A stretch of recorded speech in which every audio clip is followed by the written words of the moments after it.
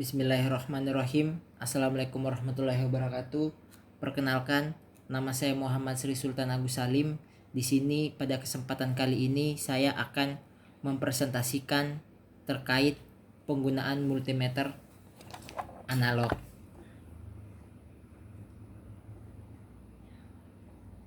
Nah, multimeter ini adalah sebuah alat ukur yang biasa dipakai untuk mengukur tegangan listrik, arus listrik, dan tahanan resistensi.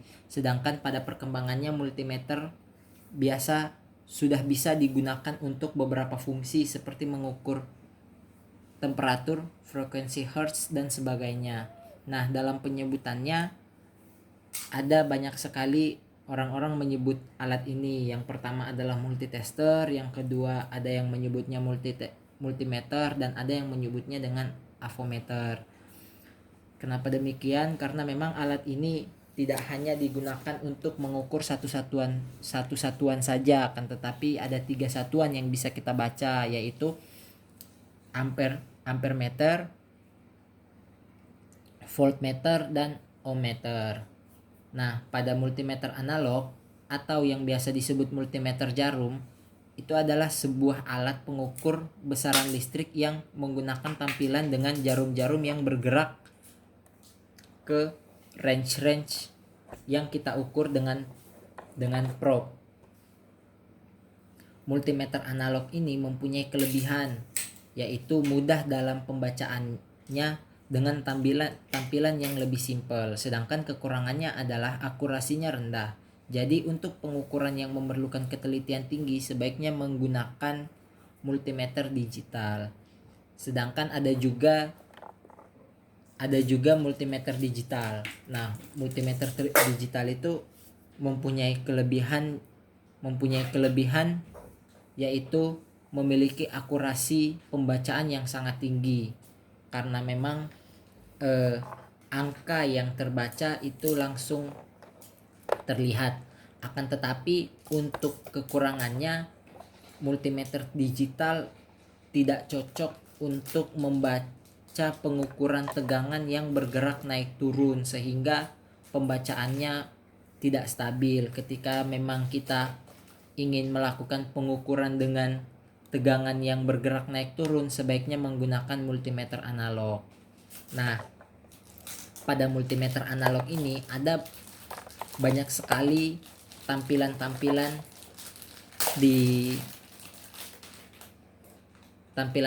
untuk melengkapi dan memudahkan kita dalam pembacaan sebuah tegangan itu sendiri. Nah, di sini untuk di layar ini itu biasanya disebut dengan skala, sedangkan kabel yang berwarna merah dan berwarna hitam ini itu biasanya disebut dengan probe. Nah, untuk putaran ini itu biasanya disebut dengan knob kalibrasi atau zero ohm adjusting knob. Nah, terus untuk angka-angka di sini itu disebut dengan batas ukur tegangan. Nah, untuk selektor yang bisa diputar ini itu biasanya disebut dengan selektor batas ukur. Nah, untuk ini itu biasa disebut dengan common positif. Common positif itu yang berwarna merah yang ada tanda positifnya, dan common negatif itu berwarna hitam dan ada tanda negatifnya. Nah, di sini selektor dan skala. Nah, selektor dan skalanya ini di sini ada 4 skala yang bisa kita baca, teman-teman. Nah, yang paling kiri atas itu merupakan blok selektor DC volt. Sedangkan yang paling kanan atas merupakan blok selektor AC volt. Nah, untuk yang di bagian bawah kanan ini tertulis, bawah kanan ini tertulis ohmmeter. Ini biasa digunakan untuk mengukur resistensi, sedangkan yang di bagian kiri bawah itu tertulis DC miliampere. Itu biasa digunakan untuk mengukur arus DC. Arus yang terukur maksimal adalah 250 miliampere DC. 250 ampere mili DC, seperti itu.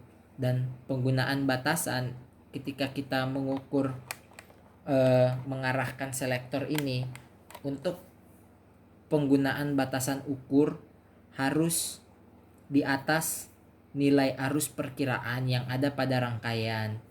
Jadi untuk yang kita ukur itu tidak boleh melebihi nilai yang kita tujukan pada selektor ini. Nah, untuk memilih AVO yang baik, untuk melakukan pengukuran kita pastinya harus memilih alat ukur yang baik. Nah, di sini saya sudah merangkai beberapa tips untuk mengukur alat ukur untuk memilih alat ukur yang baik. Yang pertama, alat ukur itu tidak boleh membebani atau mempengaruhi yang diukur atau disebut dengan impedansi masuk yang besar. Yang kedua, mempunyai kesaksamaan yang tinggi, yaitu alat itu harus mempunyai ketepatan dan ketelitian yang sangat tinggi. Yang ketiga, alat ini harus mempunyai kepekaan atau sensitivitas yang tinggi. Yang keempat adalah alat ini harus mempunyai stabilitas yang tinggi sehingga menolong dalam pembacaan dan tidak terganggu karena keadaan yang tidak dikehendaki.